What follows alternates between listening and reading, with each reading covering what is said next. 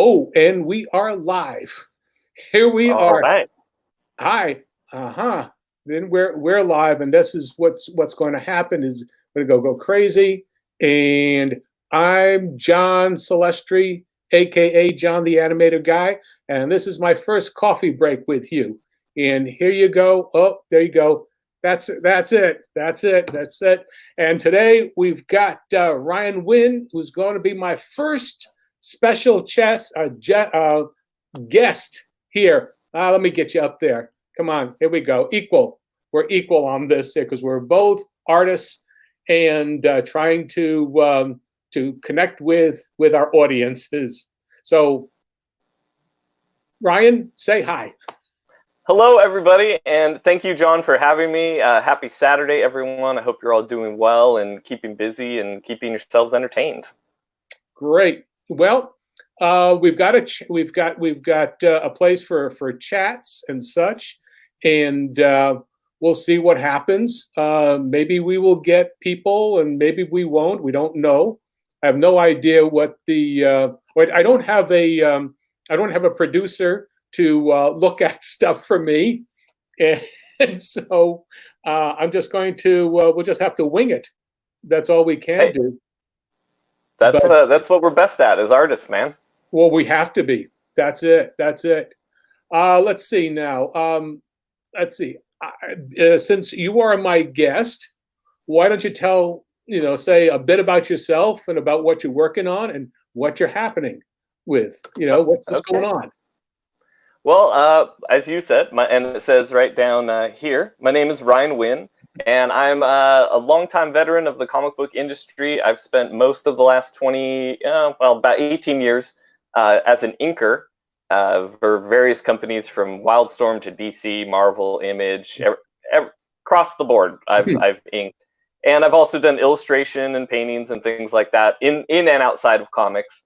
And in the last few years, I started honing my writing skills and started working with artist friends of mine to create our own properties and our own comic lines and things like that. And that's kind of where I'm at now, as a creator-owned operator. Man, great. Now you're working with you're being published now by Alterna, right?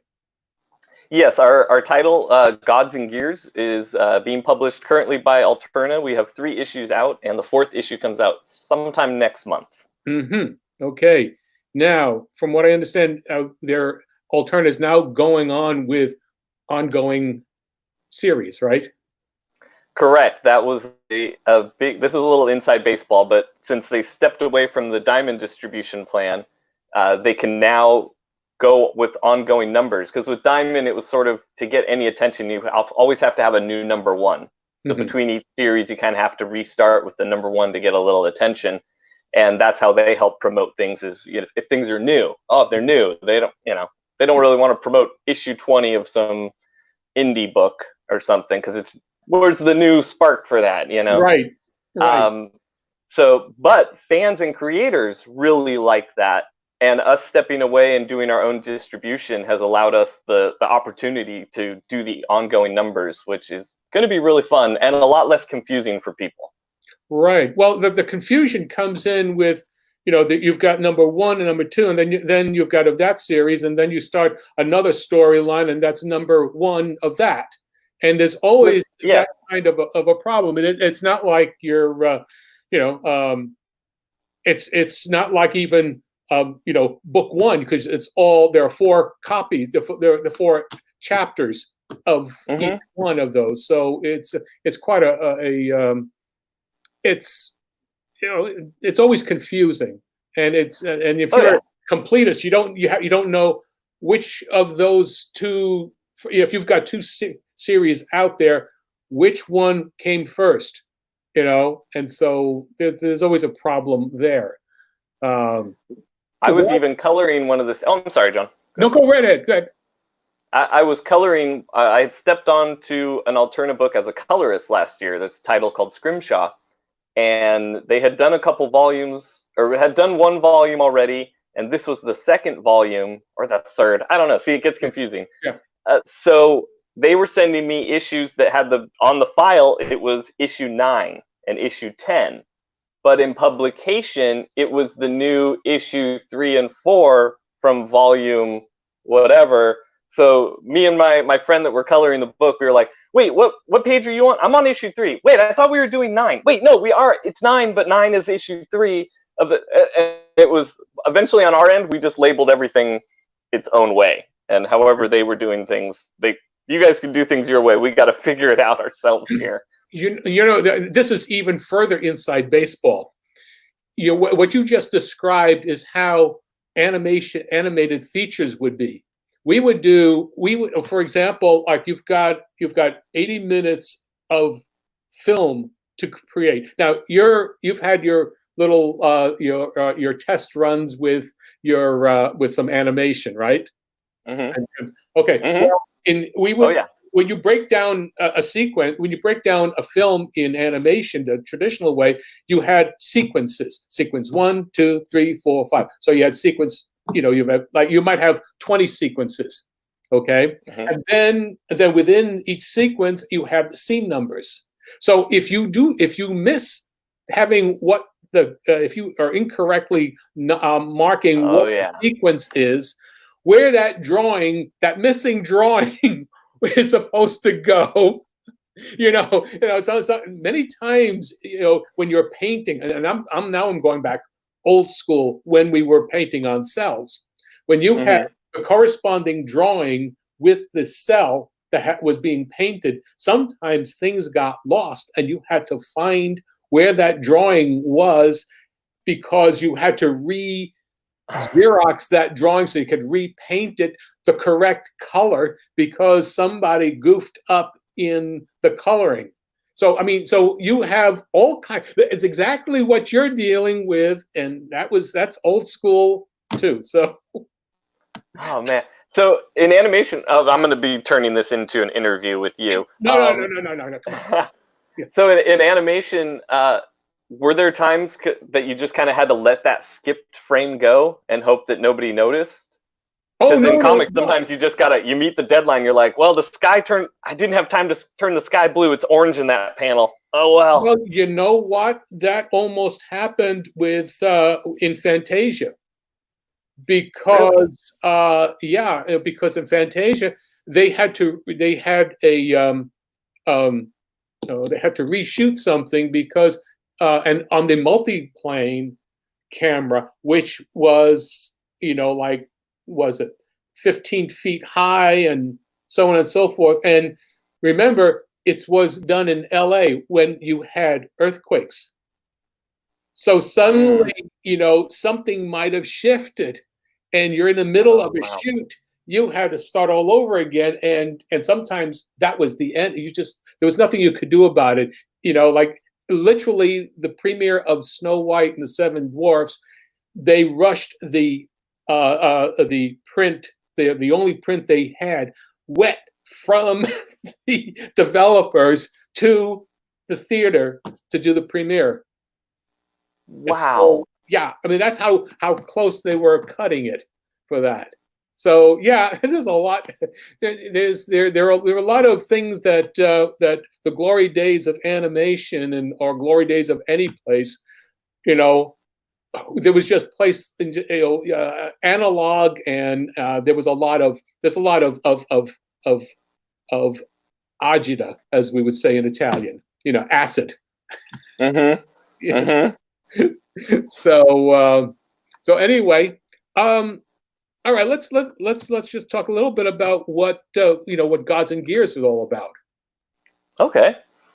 Well, Gods and Gears is an all ages adventure title to begin with. That was kind of what we wanted to produce, was something that a dad and his son could both equally read and enjoy, pass back and forth, have a good time with.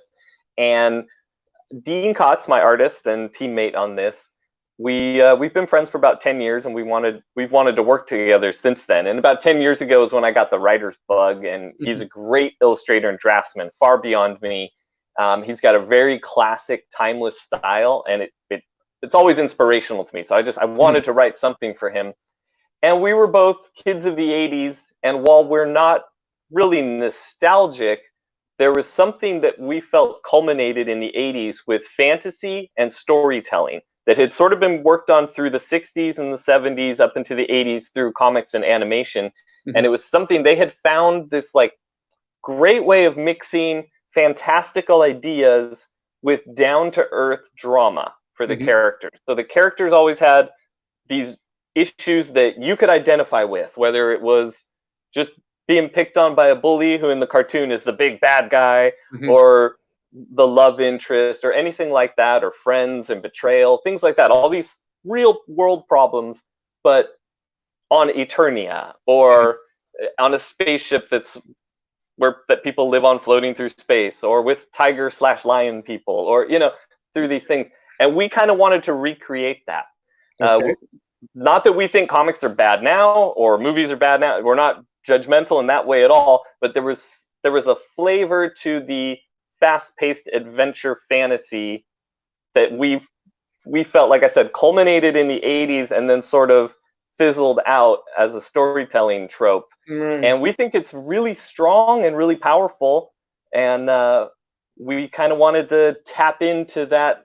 I don't really want to say genre, but sort of a genre. Right. Well, there's a lot of, I mean, I worked on He-Man and She-Ra, during that period of time, and then Dragon's Lair and Space Ace, and and those and that kind of material. The what's interesting is that the most of the stuff today just appears to be aimed at upper teens and up to a certain age, I guess. I don't know in terms of what the comics are doing. So it's not really aimed at your entry level comic book reader, or even someone who is not. If it's not an all age market, so right now with comic books, whether even a vast majority of what I've seen as crowdfunding comics are basically, aimed for a more mature audience in so much, So this is something that is definitely, there's a market for all of that, but there's also a market that's underserved in readership with the younger kids, and so that's where I guess Alterna is aiming at. I mean, they've got your more mature books, but yours coming under what, all ages, or what? How would that be? All ages. Okay. Yeah, it's considered all ages. We didn't want to go for the young adult title or the young reader or the teenage. We wanted to go for all ages, and really pushing the fact that a 40-year-old could pick it up and enjoy it, and it's not dumbed down for a kid, and that a kid can pick it up and enjoy it, and for the same reason, it's not dumbed down for them. So there's a little bit of that, I'm reading something that's a little more mature, and not mature in the adult sense, but just mature in that, like I said, it's not talking down to a kid. It's not trying to use words that you only think a 5-year-old would know. Because when you talk to a 5-year-old, you actually don't want to only use words they know. You want to speak normally and let them learn from that. Oh, yeah. And, so we didn't want to talk down to anyone. This was as all ages as we could get it. Well, here's the problem that I see with so much of children's material, okay? Just because we're talking about talking down. Kids hate being talked down to. They want to strive to be higher, because what seems to be titillating to, for example, kids always want to see what the next age group up is doing. So if you talk down to them, they go, that's kiddie stuff. Even a 5-year-old will look and say, if you talk down to them, say, that's kiddie stuff, because that's what it's kind of like, taking, hops, doing a bunny hop backwards and then forward. And people want to always, whatever's high above them is what is attractive to them. So if you talk to kids, in a simple way, but don't try and simplify your ideas, let them stretch their imagination.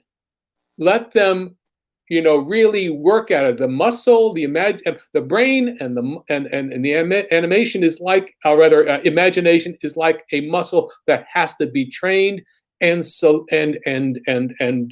fortified, and it has to be challenged.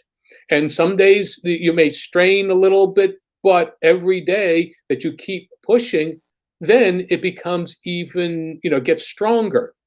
And so, for example, we talk about, okay, let's say you're what if to be to just in the, even though it's all ages, Gods and Gears, from as I've read the material, your books, it feels like, okay, it is aimed at those that the boys have just approached puberty. They're at about 13, 12, 13, 13, let's say, and so, your readership is going to be approaching that around 11 or so. Am I hitting that correctly? You're right on the nose there. Right on the nose there, John. Okay. Okay. Well, that's where, for example, and it appears that my focus is the material, is the age groups below that, because you have to get there.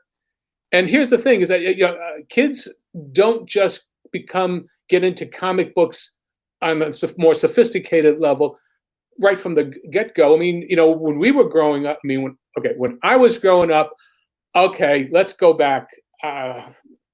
Let's say I saw the original. I was one of the original Davy Crockett fans. We're talking about I remember when I was excited about the premiere of the Mickey Mouse Club and Disney and all that. So that's my generation. All right. We would walk down, we could go to the candy store in my neighborhood in Brooklyn, and I'd be seeing all these comic books, right there. I mean, it was, like 5 levels, 5 feet wide, 6 feet across, and it was just filled with all of these various colorful covers and whatnot. So I would be staring at it while my dad was getting a pack of cigarettes or the newspaper or whatnot. And I'd be looking at a magazine and go, oh, this is so I had a chance to go and just look at it and then maybe say, oh, I'm attracted. Can you get me this? Now, it could be Mighty Mouse. It could be,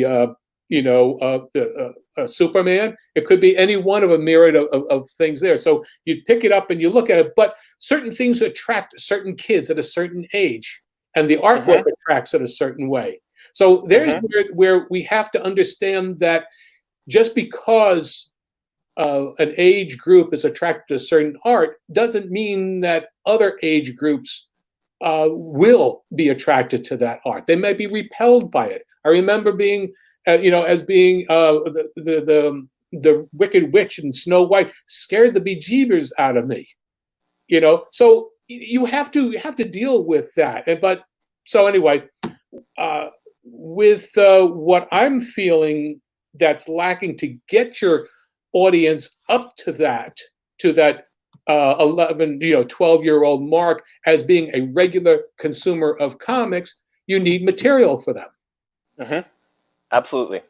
And so I'm thinking Snuffy and Zoe, I've got these Snuffy and Zoe comics that I'll be coming out with, and the same way with Mega Moose. And there's like ages 4 to 7 for Snuffy and Zoe, and then from 8 to 11 is Mega Moose. And those are the ranges that I feel that will then prepare and just make us part of a regular. People get into the habit of reading. Yes. It's. Can you imagine just start from the stop? Here's a book, and you've never read the book. You've never done anything with it with a kid, and how do you talk them into, liking it? You don't talk somebody into liking it. They have to, be intrigued by it. especially because a book or a comic takes a little bit of work. And this sounds like a joke, but I mean, picking it up and turning the pages is a lot of work as compared to turning your head and the TV's on. And the TV does all the work for you. And that's not bad. I love TV. It's not a slight against that, but we're just talking about diversifying our entertainment and our input. And so it's kind of like when you want to get someone to read a comic, like you said, it's a new thing, it's a new medium. You've got to do the work, you've got to get into the character. So in order to make that easy, we have to make something that's attractive, that when they're done with it, they're going to want the next one. While they're partway through it, they're going to want to keep turning the pages. And that's a skill set of just an art of being able to make the viewer, the reader, want to turn, not even just go from page to page, get them to go from panel to panel without being confused. There's a skill set in that. And how do you lay out your words, and how do you edit your words so that you are concise and unconfused? You don't confuse the reader, because the reader has to work. They have to read and then understand what you're reading, and then has to interpret the pictures as well. And then the artist has to lead them through the various panels and make sure that there's enough of an inducement to turn the page and go on to the next one. And those are the beats. There's your story beats. Yep. Exactly. And that's one of those things too. It's so hard to teach young creators because a lot of that is, here's sort of the rough how to do it. Now go do it 40 times to get the experience, so that you start to feel those beats and you feel those moments. Because there are formulas, but you really got to feel it as a creator.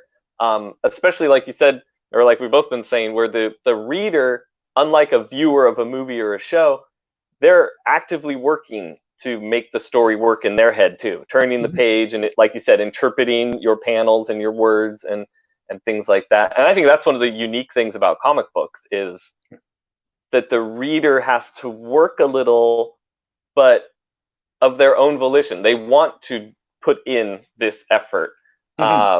Which of course then that means we should be putting in even more effort to make it worthwhile for them and to challenge ourselves and the readers.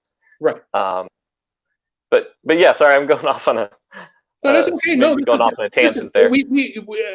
We're talking, and we can carry on with stuff. We don't have to stop, because basically the line. I mean, I have my guide, but you know what? There's room for more stories. I mean, is this the only coffee break we're going to have together? I hope not. I hope not too. So, that's what this is all about, is cartoonists, creators, writers talking about what it is that we have to do to get our material out there, and what are the challenges we're facing with. And so that's what I think. What at least this is what this show is all about. So the thing about this is, when you have when the craft of writing. I mean, because we have the same problems in both mediums, so the comic books and an animation, and that is words get in the way of the story at times. The crafting those words so that you're just every single syllable means something. If there's the rhythm of the words of the dialogue, it's being clear, it's being concise, and don't repeat what you're showing in the picture. Dialogue isn't supposed to say, "I'm going to hit you," bam. Or that does nothing, for me at all. And the night was dark, and there's a picture of the dark. Yeah, there's a dark and stormy. Or not Batman, but you know what I mean. Yes. Yeah, exactly. So we don't have to do it, but at the same time, you need dialogue, or you need something to really help flesh out the picture, because unless the drawing is perfect, and even imperfect, you don't really know what the character is feeling.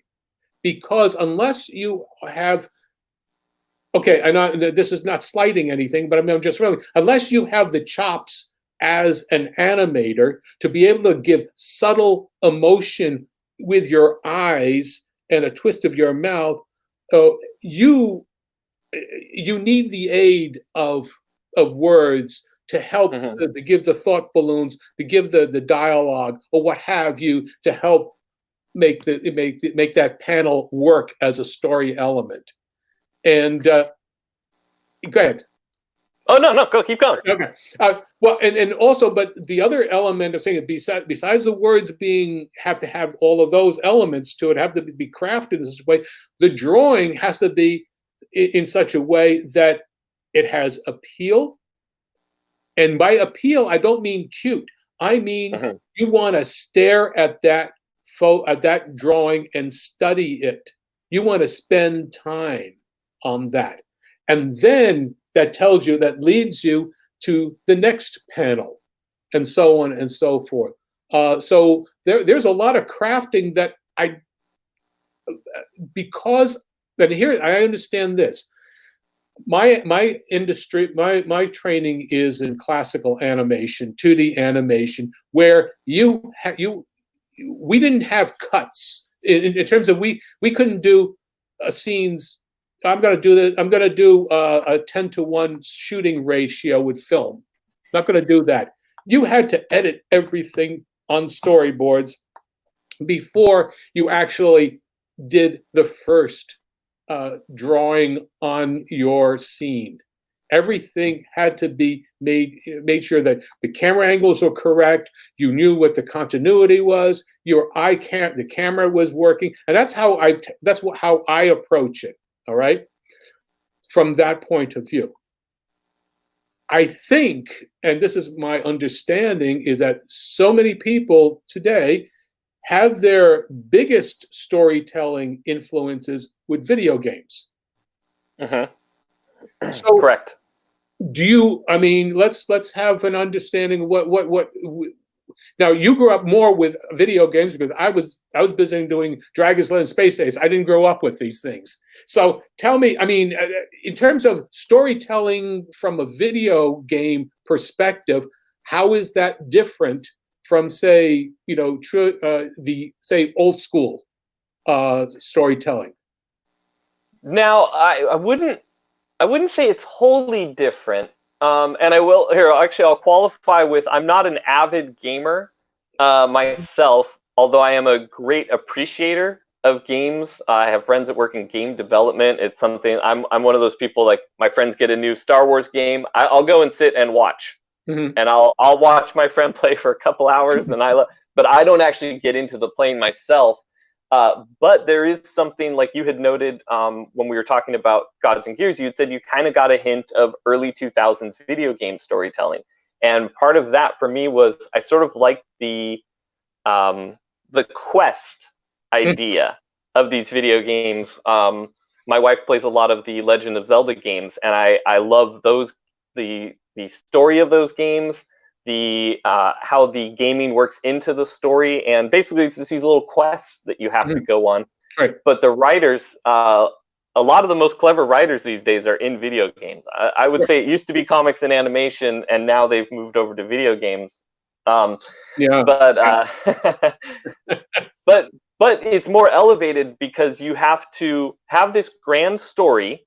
And then within it, you have to have all these small quests that can go in multiple directions or multiple orders, but still build up to this bigger story. And that was something I was like, okay, so if we're going to do this throwback to the 80s, I still want modern readers. I still want there to be some modernity to this. I don't want it to feel like it's, a lot of times when people do something as an homage or with nostalgia, it sort of comes off gimmicky. Say something like that TV show, that 70s show, when that started, they would just like, oh, let's just drop a reference from the 70s and then look at the camera and hopefully get a laugh. sometimes it worked. It got me Yeah. sometimes, I'll admit, but that's sort of the cheap way. Hmm. Um, and yeah, so we just wanted to kind of figure out how can we do that classic storytelling goal that we're going for, but also something with a little modernity. And we nailed it, but that's what we went for. That was our approach and our goal. Okay. Well, all of these things still have have an aspect to the the Joseph Campbell book. Hmm. Where we're talking about an ordinary person, becomes extraordinary, or has to. And there is the quest, but then the character has to change. And how is he? What? And then he gets his goal, and then he returns back to the world that he started with, but he's changed. Hmm. So and there's kind of a finality to that where you don't really have a second journey. There's one big thing, but and the only way that you can repeat yourself, you have a sequel, but that's kind of like it's not as satisfying. That's why books, the first ones always seem to be better than the second one. So Hmm. um No, definitely. And that's where Star Wars kind of oh, broke its mold and set its own standard, because it said, "How about with Empire, we turn it up a little bit?" You know? Empire is I think is the perfect one. Is the Oh, I agree. episode. It's a perfect one. Just take the. I'm sorry to everybody else. It's still 4, 5, and 6, and that's Star Wars. Everything else is just I'm sorry, I can't do it. I can't. It's Hey, fine. I got a 15-year-old nephew that totally agrees. Okay. It's not even an age thing. It's a taste thing, I think. Yes. Yeah. It You know, definitely. when he was a kid, he would watch anything with Star Wars, but once he got into like 12 or 13, he started getting really in depth about like movies and animation, and we would discuss things in depth, and he kept sloughing off the stuff that was for kids. Like we were talking about, the stuff that they were like, "Oh, you're a kid, you'll like this," and he was like, "No, I want to read Venom. I want to read something Right. darker, Right. scarier, something a little older." His first pull list, the comic shop, because my nephew would go with me. He put some image books on there that the comic shop owner was like, "Are you sure you okay with him? This is a really violent book." And I was like, let him read it, because when I was a kid, I was trying to get the comics that were a little edgier and a little Mhm. cooler too. So I was like, as long as it's nothing too adult, just let it Yeah. let it slide.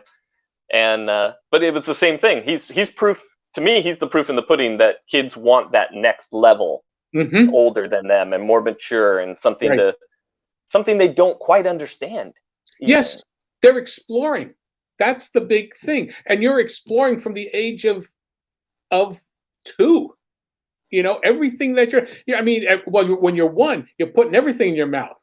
So you're exploring. You're just trying to understand the world around you, and we have to. And what I feel that's very lacking is giving stories that feed and nourish that sense of exploration and curiosity and reflect them in some way. And so that's why I guess for me, because I'm in my third act, I want to help Okay. do stuff for the people who are just beginning their first act. I love that, and having read Meg Moose and Snuffy and Zoe, both those fit right into the age groups you said they do. They also both made me laugh out loud, probably 2 or 3 times, and I mean at the jokes, like at the right moment. I got a snort. You got a snort out of me Okay. on a couple parts. Oh, sorry, I hit the camera. Um, and once you said what age groups they were for, I was like, I could see that. I could totally see that. And the other thing you did, I'm gonna praise you for a second. So the thing I really liked, and it's also what I expect from someone with your experience, is you have this book for kids, you've got Snuffy and Zoe, and it looks like it's for kids, but every panel is composed well. Every panel to panel transition is composed well. And on the surface, it looks very simple. And it's the same with Mega Moose too. It's these simple animation style, and the coloring's simple. We do the same thing in Gods and Gears. We like our flat colors and stuff. But there's an artistry, like you were saying, you want to look at the panel, whether it's a superhero panel or it's a scary thing, you want it to be attractive. And that's what you had going on, is you have every panel. I was like, this is so well composed. Yeah, the other thing I liked is it looked like a comic book. A lot of time animators, it looks like storyboards. And there's there's a little bit of a difference in your transitions, and you really nailed it in those. And I really appreciate that you understand both mediums so well. I can't wait for kids to read it. Well, see, I started off wanting to do comic books and comic strips. That's right. My first impulse,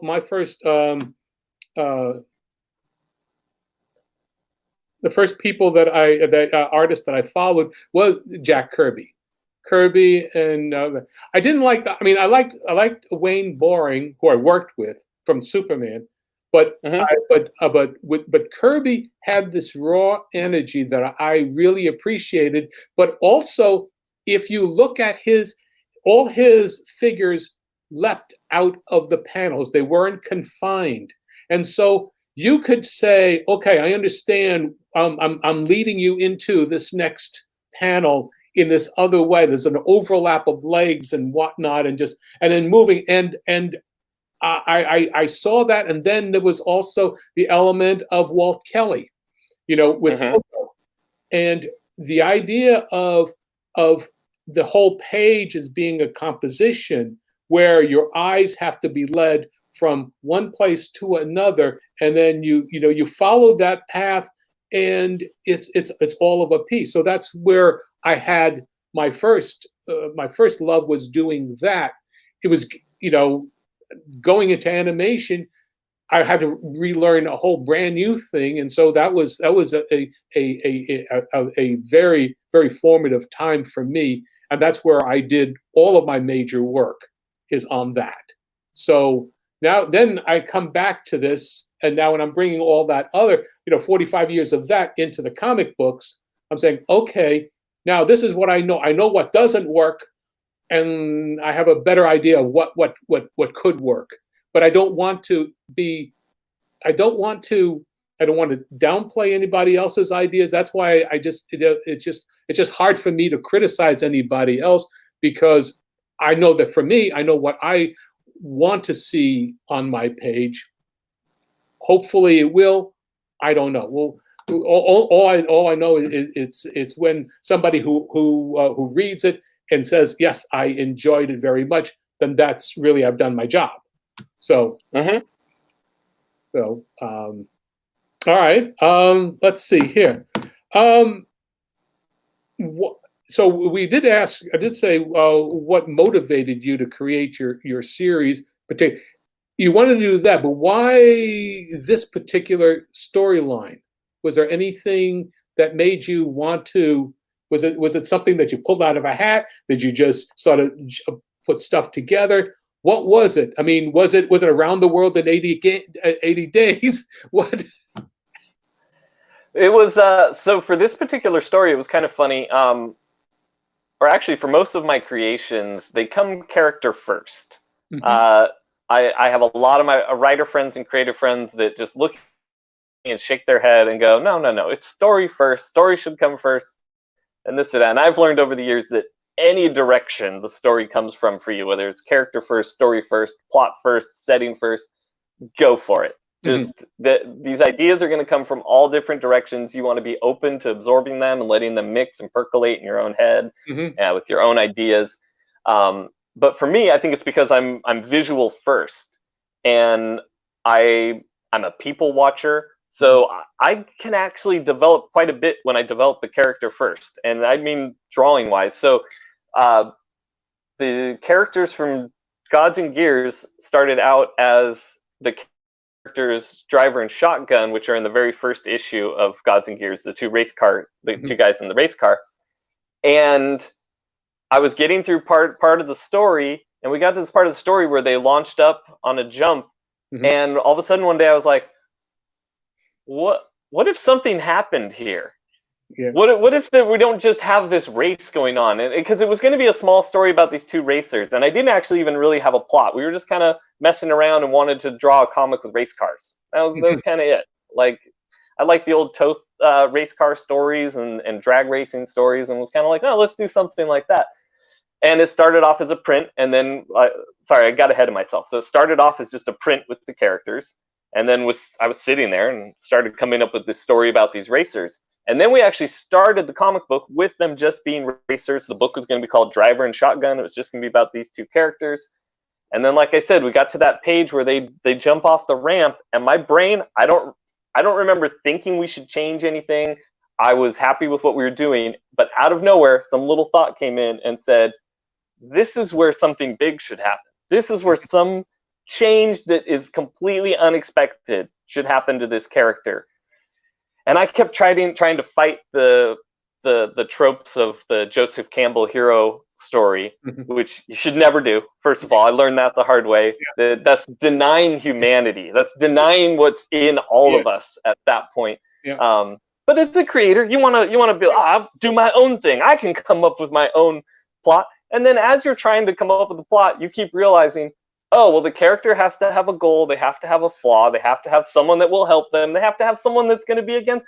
And it's all these things that anything I was fighting against was just going to happen regardless. So once I embraced what I understood of story, because I'd read the book Story, I've read all the Campbell stuff, I've read everything Lucas ever wrote in the 70s and 80s about storytelling.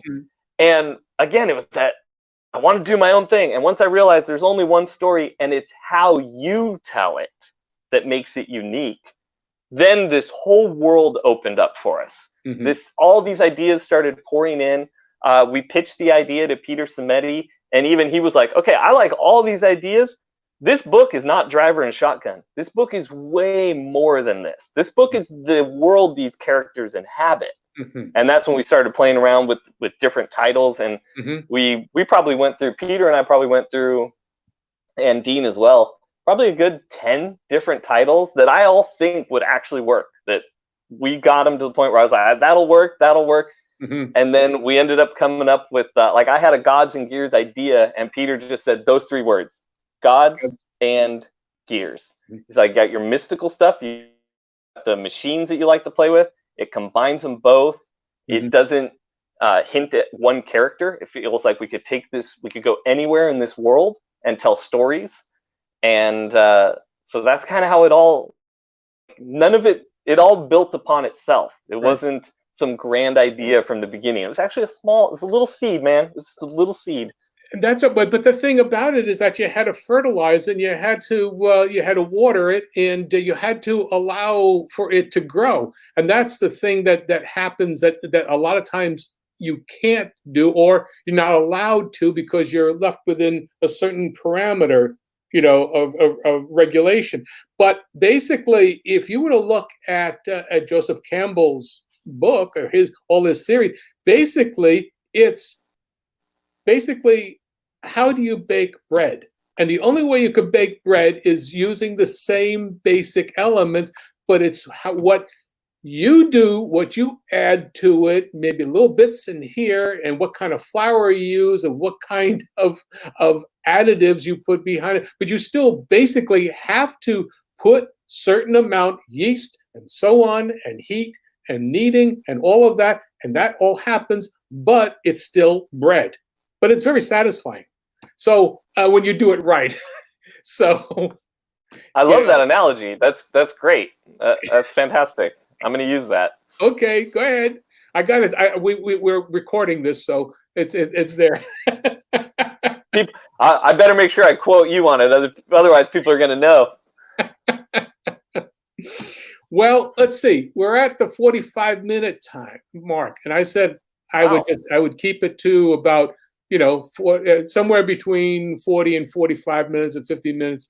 I think it's a really good place that we could stop here, and then how we could start there. Well, we'll leave a little leavening for the sourdough later on. That we There can. you go. I'm continuing this metaphor. There you go. I like it. It's our starter. We got our little starter that we can can get have. anything going. Okay, let's look and say, well, what should we do? Where can we go with this further? Because it's not just about.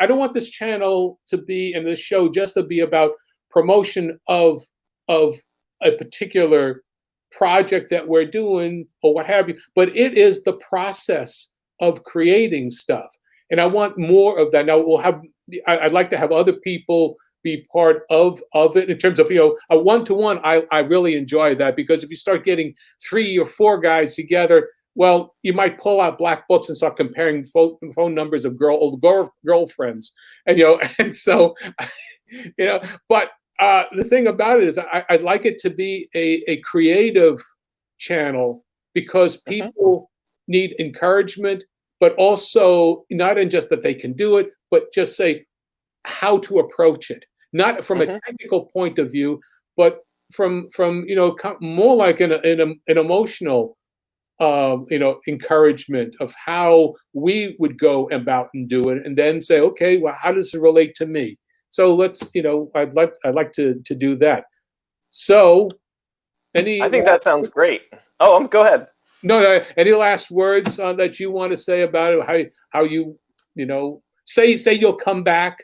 I'd love to come back. I have many questions that I would like to ask you about your creative process and your experience as well.